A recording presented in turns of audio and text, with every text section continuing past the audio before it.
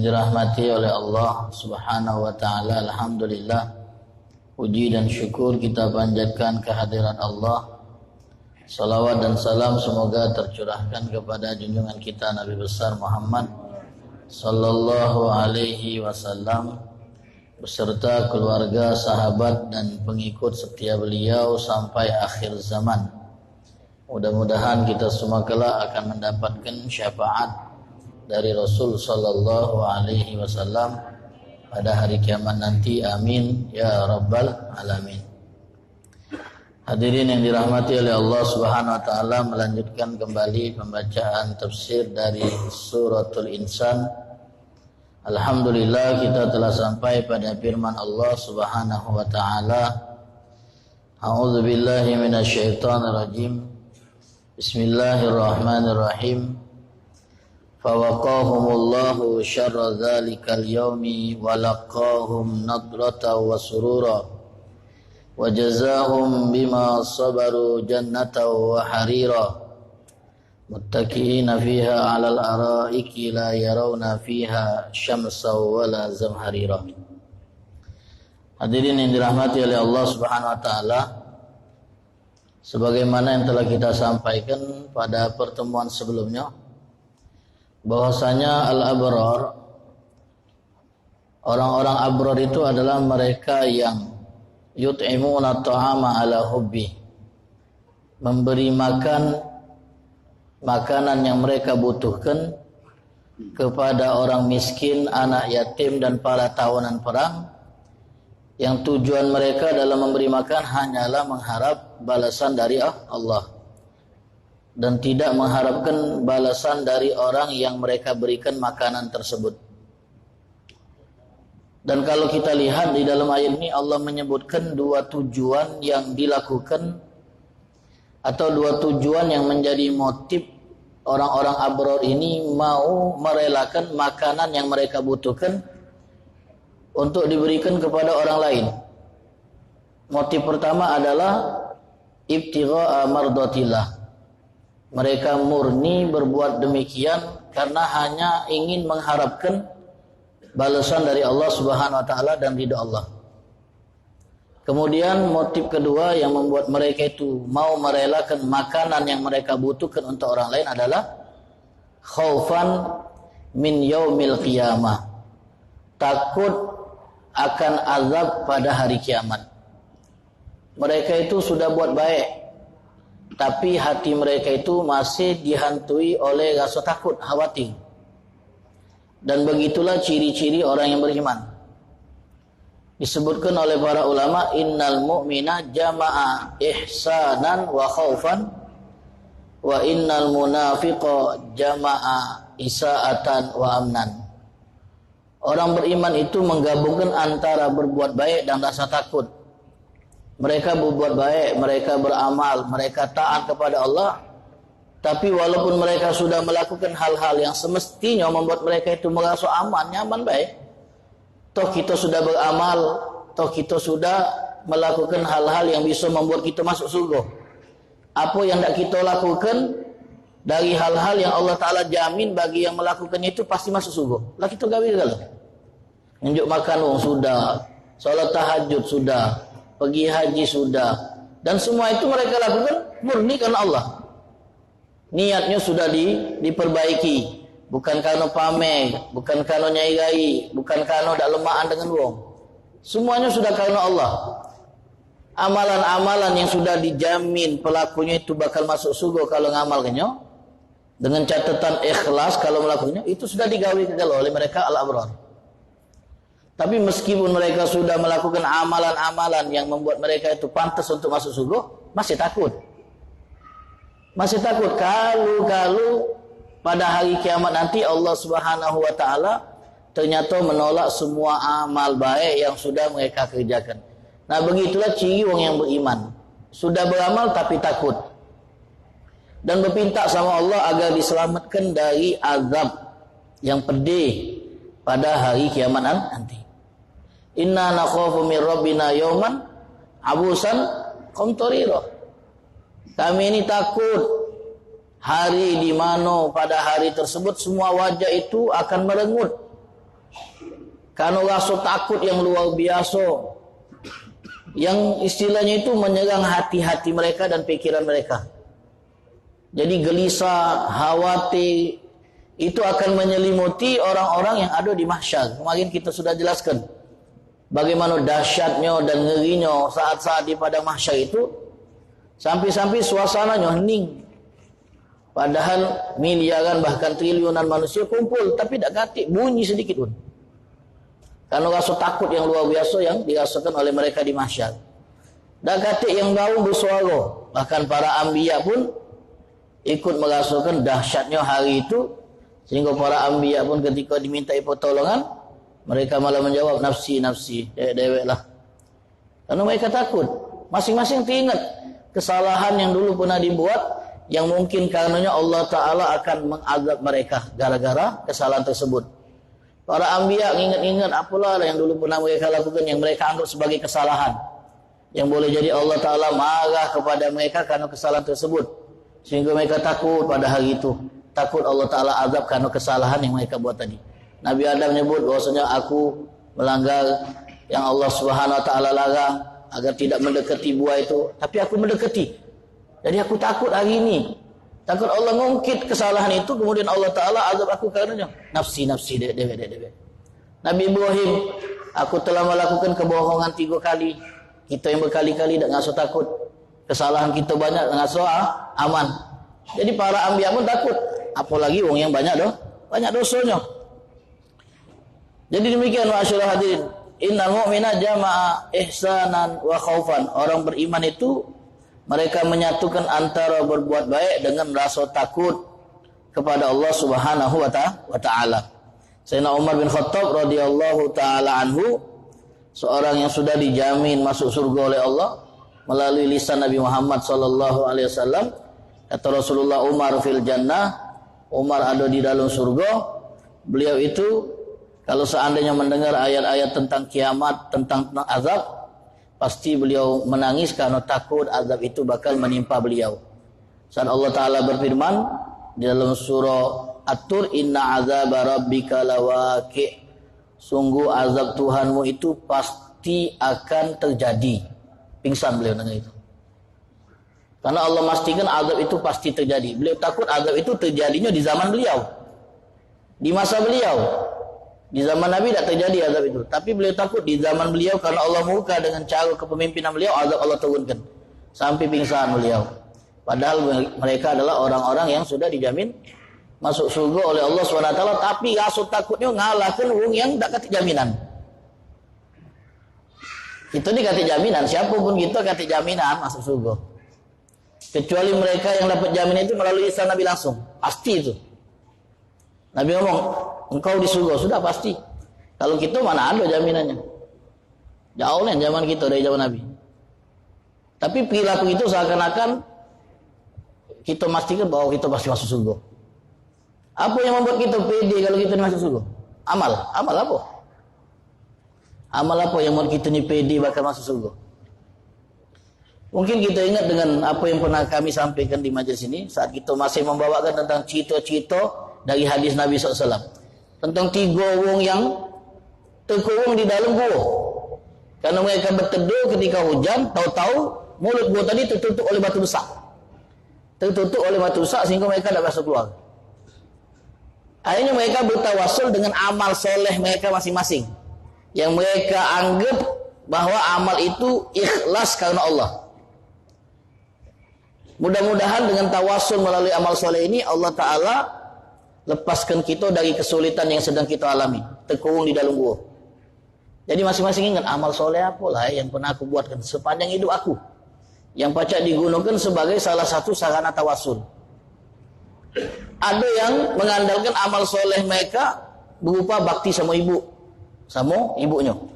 Dulu aku ngambil air untuk ibu aku, pas aku datang ternyata ibu aku tidur, lalu aku nunggu berdiri sampai ibu aku bangun.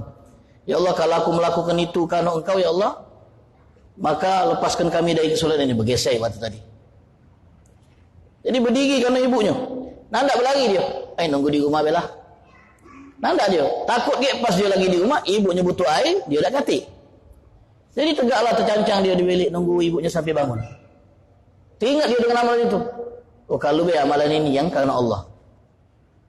Ada lagi yang anda amalan apa? Dulu aku pernah punya sepupu perempuan yang aku jatuh cinta kepadanya.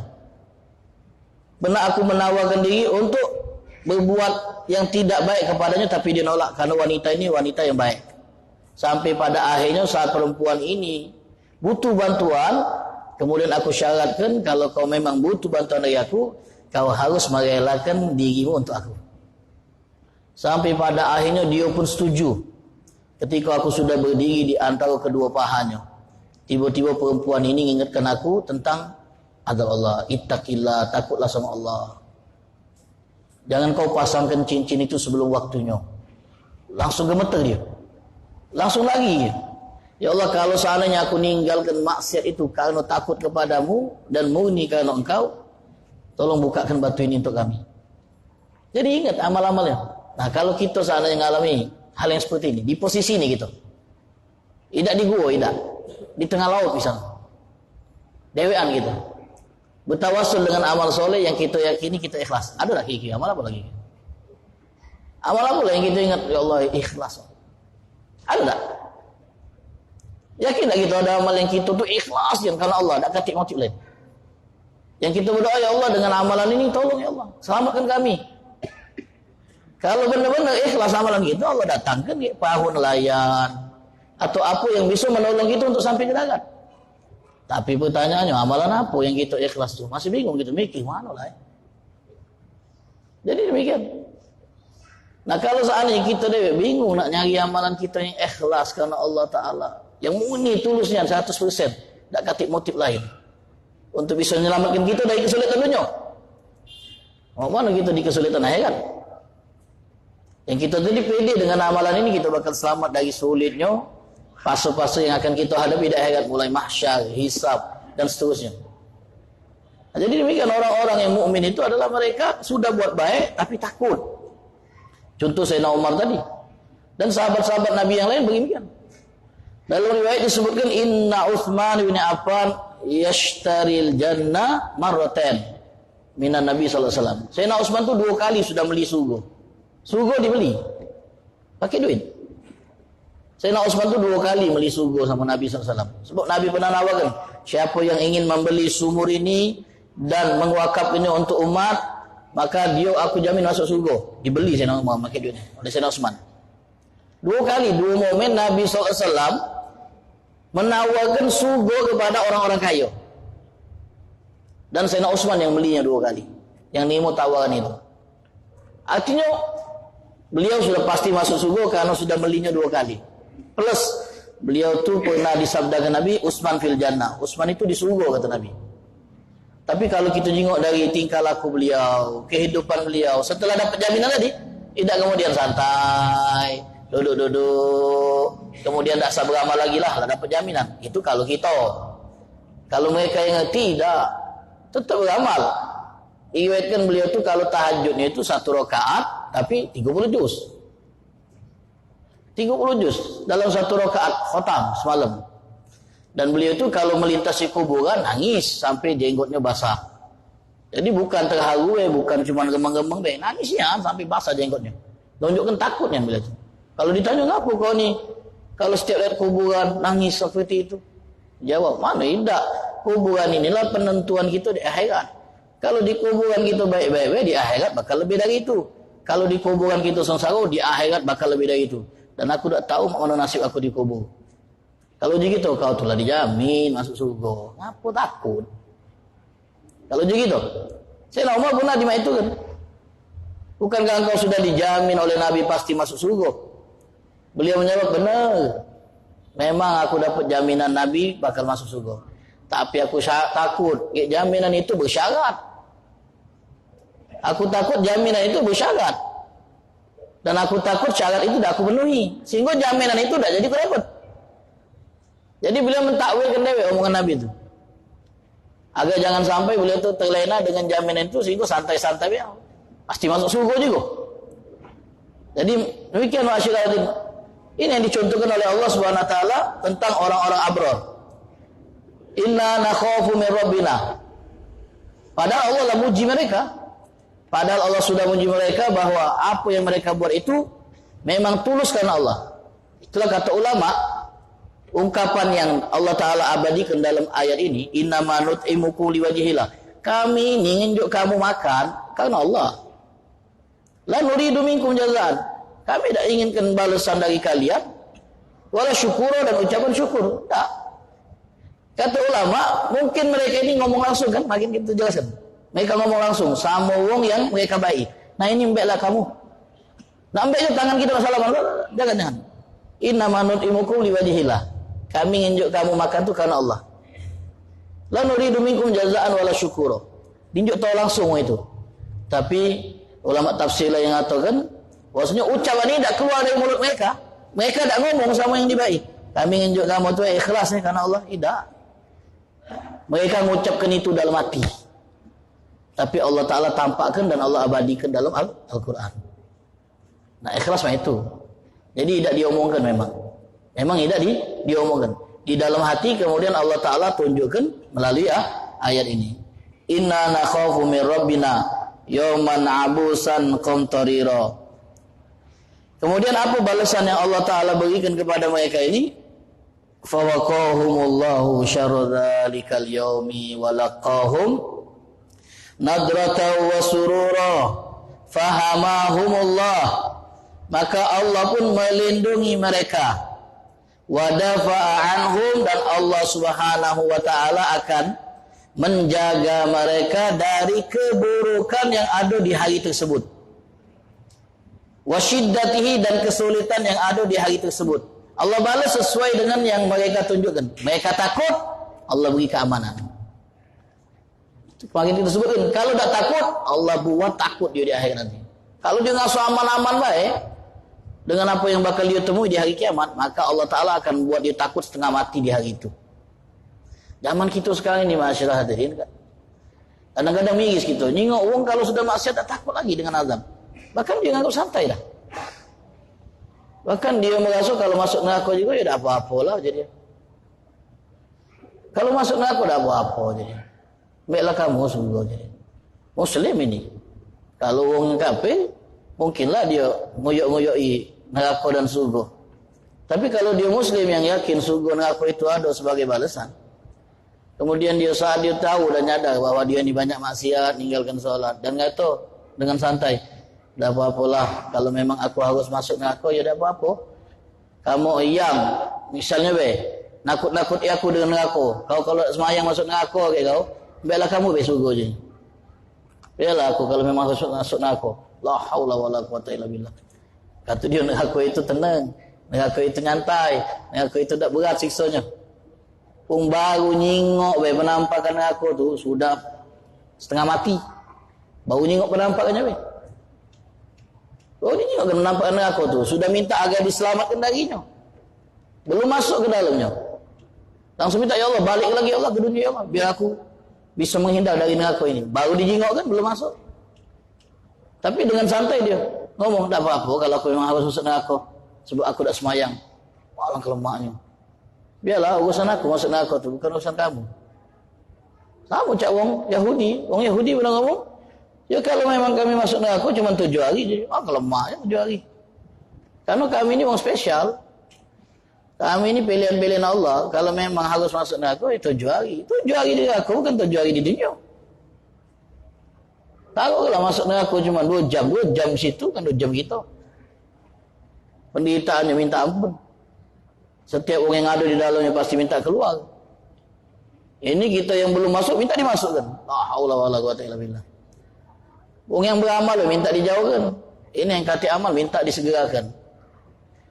Zaman sekarang tak takut lagi dengan dosa dan tak takut lagi dengan neraka. Apalagi sekarang kadang-kadang neraka itu dijadikan mainan, dijadikan candaan. Padahal dulu neraka itu disebutkan dalam Al-Quran untuk nakut-nakuti orang yang maksiat, orang yang nentang. Tapi sekarang jadikan candaan. Orang cerita neraka ketawa. Cerita tentang neraka ketawa. Kalau cerita neraka diceritakan kepada orang beriman, mereka itu terduduk, tenangis. Orang zaman sekarang ahli maksiat, malah kalau cerita tentang neraka, sambil tertawa. La ilaha illallah. Jadi demikian. Karena kalau sudah nyebut neraka itu kadang-kadang tidak kesan nakut-nakuti lagi. Fawaqahumullahu syarra dzalikal yaum. Maka Allah Ta'ala melindungi mereka dari keburukan dan kesulitan hari tersebut. Walaqahum nadrata wa surura. Dan Allah Subhanahu wa Ta'ala akan berikan kepada mereka nadratan. Tadi kan hari itu, hari kiamat disebut dengan apa? Yauman abusan. Hari di mana semua wajah itu mengkerut, cemberut, takut. Jadi semua wajah itu tertunduk, muka-muka mereka itu takut, kalut. Nah, maka Allah Subhanahu wa Ta'ala akan selamatkan orang-orang yang beriman, orang-orang abrar, dengan memberikan kepada mereka walaqahum nadratan. Dan Allah Ta'ala atahum nadratan fil wujuh. Wajah-wajah mereka itu bersinar dan berkilau. Di saat wajah-wajah orang-orang yang maksiat, orang-orang kafir, orang-orang yang tidak beriman, itu dalam keadaan takut, dalam keadaan kalut, mengkerut. Jadi ada orang-orang beriman yang Allah Subhanahu wa Ta'ala nanti akan jadikan wajah-wajah mereka itu bersinar dan bercahaya, menunjukkan bahwa mereka itu adalah orang-orang yang dikecualikan oleh Allah Subhanahu wa Ta'ala. Wasurura, dan Allah Ta'ala akan tanamkan rasa bahagia di hati mereka. Saat hati orang-orang yang berdosa takut, hati orang-orang yang beriman akan senang dan bahagia pada hari tersebut. Kemudian ma'asyiral hadirin yang dirahmati oleh Allah Subhanahu wa Ta'ala, fawaqahumullahu syarra dzalikal yaumi walaqahum nadrata wa surura wa jazaahum bima sabaru jannatan wa harira. Dan Allah akan balas mereka-mereka ini, orang-orang abrar, pada hari kiamat nanti, bima sabaru wa jazaahum bima sabaru. Dan Allah balas mereka pada hari kiamat bima sabaru, karena sebab kesabarannya, bukan bima amilu. Allah Ta'ala balas mereka karena sebab amalnya. Tidak, bima sabaru, karena sebab kesabarannya. Kok bisa? Karena memang ma'asyiral hadirin, dalam beramal itu butuh sabar. Orang-orang abrar yang merelakan makanan mereka yang mereka butuhkan untuk diberikan kepada orang lain, itu harus melewati sabar dulu.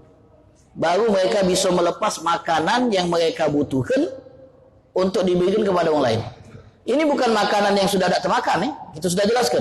Ini makanan yang mereka butuhkan. Mereka butuh juga makanan ini, tapi mereka bisa melepaskannya untuk orang lain. Itu hebat. Tidaklah mereka bisa melakukan amalan ini kecuali melalui proses sabar, neken diri, dan mengiming-iminginya dengan apa? Janji Allah. Ya, makanan ini kau butuhkan, tapi kalau kau makan, itu akan mengenyangkan perut, kemudian menjadi kotoran. Selesai. Tapi kalau kau berikan kepada orang yang membutuhkan, mereka yang kenyang, tapi balasan yang akan Allah berikan kepadamu luar biasa di dalam surga.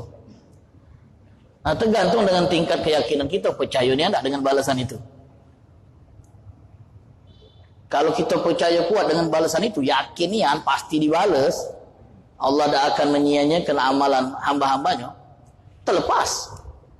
Ya biarlah aku dapat balasan dari Allah daripada dapat kenyang di dunia yang sementara, lemaklah aku dapatkan balasan yang abadi di akhirat. Dinjuk, makanlah kamu, kenyanglah kamu, biar kami nahan lapar, asal dapat pahala dari Allah. Sabar itu harus sabar. Kita ini kadang-kadang makanan yang harus berbagi beda galak berbagi gitu. Barang yang kita harus berbagi nak newei gitu. Apalagi barang yang memang punya kita, kemudian kita relakan untuk orang, berat. Ini berbagi kita nih. Tapi neweilah. Apalagi kalau yang bersangkutan tidak tahu. Kalau seandainya barang ini berbagi dengan dia juga, itu newei. Berat. Nak berbagi dengan orang yang juga punya hak, kita berat. Apalagi nak ngerelakan yang punya kita, tambah berat. Nah, tidak bisa melakukan itu kecuali orang yang sudah bersabar di dalamnya. Dengan apa? Biarlah untuk mereka asal aku dapat balasan dari Allah nanti itu sabar. Hafsun nafas, neken diri untuk bisa merelakan apa yang diinginkan demi dinikmati orang lain, asalkan dapat balasan di surga. Itu sabar. Makanya Allah Ta'ala nyatakan wa jazaahum bima sabaru. Allah balas mereka karena berkat kesabaran mereka, Sehingga dengan sabar inilah mereka mampu mendahulukan orang lain daripada diri mereka sendiri. Apa yang Allah Ta'ala balas untuk mereka? Wajazahum bima sabaru. Dan Allah balas mereka karena berkat kesabaran mereka di dunia, jannatan, yaitu surga. Allah balas mereka dengan surga. Berarti kalau sudah disebut surga, semua fasilitas yang ada di dalamnya masuk. Kalau bahasa saya include itu, masuk kalau sudah masuk surga, dapat kalau fasilitas. Tak mungkin masuk surga cuma nyingok we. Tak boleh makan buah-buahnya, dagingnya, bidadarinya, tempat tidurnya dan selainnya. Tak mungkin. Kalau sudah masuk berarti boleh menikmati fasilitasnya. Nah, ini kalau dalam ilmu ulumul Quran disebut zikrul am, zikrul khos ba'dal am. Menyebutkan balasan khusus setelah menyebutkan balasan umum. Jannatan wa harira. Allah balas mereka ini dengan surga, kemudian dengan pakaian-pakaian yang terbuat dari bahan sutra. Kalau sudah masuk surga kan pasti dapat pakaian itu. Ngapa nak disebut lagi? Nah, itu yang biasanya dalam istilah ilmu Quran disebut apa? Zikrul khos ba'dal am. Menyebutkan sesuatu secara khusus setelah menyebutkannya secara umum. Dirinci lagi. Di surga itu ada apa, Di antaranya adalah pakaian. Pakaiannya dari jenis apa? Dari jenis harir. Jenis kain terbaik yang pernah ada. Dari sutra. Kalau kita dilarang untuk memakai pakaian jenis ini di dunia, di surga tak katik lagi larangan. Bahkan itu menjadi pakaian yang akan dipakai oleh semua orang yang ada di surga. Dari sutra kalau. Oh, dulu kamu ketika punya kemampuan untuk menggunakan pakaian dari sutra, tapi kamu tahan diri kamu karena tahu Allah melarang. Nah, sekarang di surga balasnya, pakai. Dikasih oleh Allah pakaian dari sutra. Untuk menunjukkan kesan mewah, kesan senang, kesan wah dan seluruhnya. Karena surga itu sebuah wah. Jannatan, Allah balas dengan surga. Masyiral hadirin yang dirahmati oleh Allah Subhanahu wa taala. Manusia ini sebenarnya punya sifat yang namanya sifat malal. Bosanan. Cepat bosan. Manusia itu cepat bosan gitu. Ya taruhlah dapat yang baru. Apa itu? Senang. Tapi lama-lama yang baru ini kan jadi biasa. Setelah biasa, kesannya sudah tak ganti ini lagi. Kesan nyenangkan lagi, dah biasa. Dapat mobil baru, oh senangnya. Lapi terus. Senang kan? Diawasi terus. Ningoknya bela senang gitu. Tiap hari nyengal. Wah, masya-Allah. Tapi setahun lama lagi. Tidak seperti saat awal kita dapat. Pengen ganti yang baru lagi. Dapat lagi yang baru. Oh, senangnya. Istilahnya itu apa hubung sekarang? Senang dengan mobil baru tadi. Akhir setahun, bosan lagi. Manusia ada rasa bosan. Kalau di surga selama-lamanya bosan tak gitu.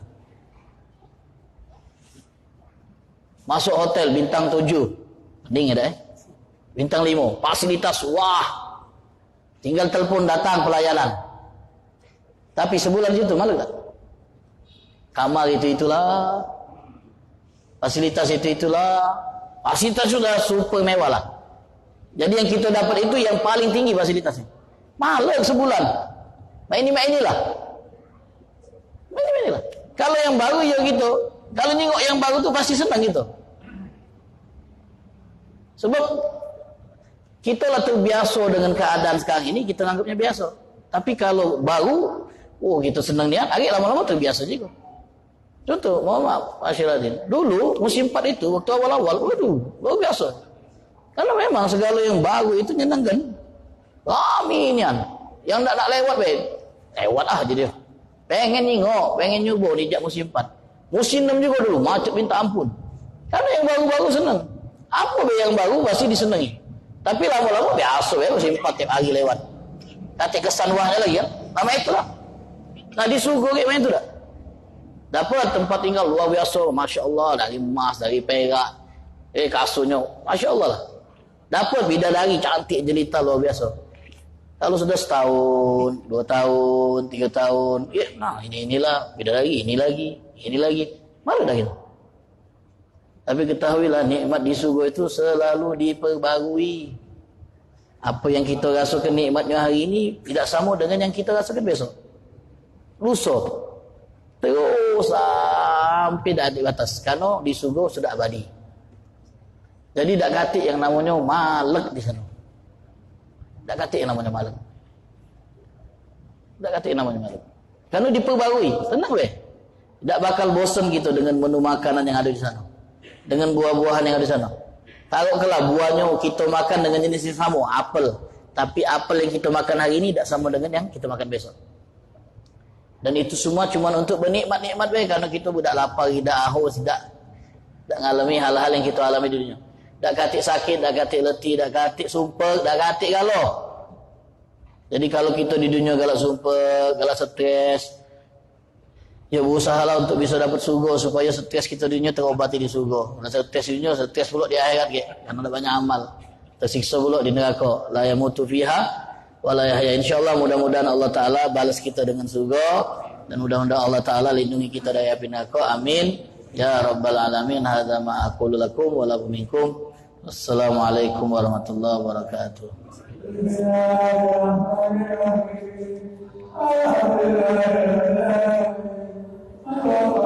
Wassalam.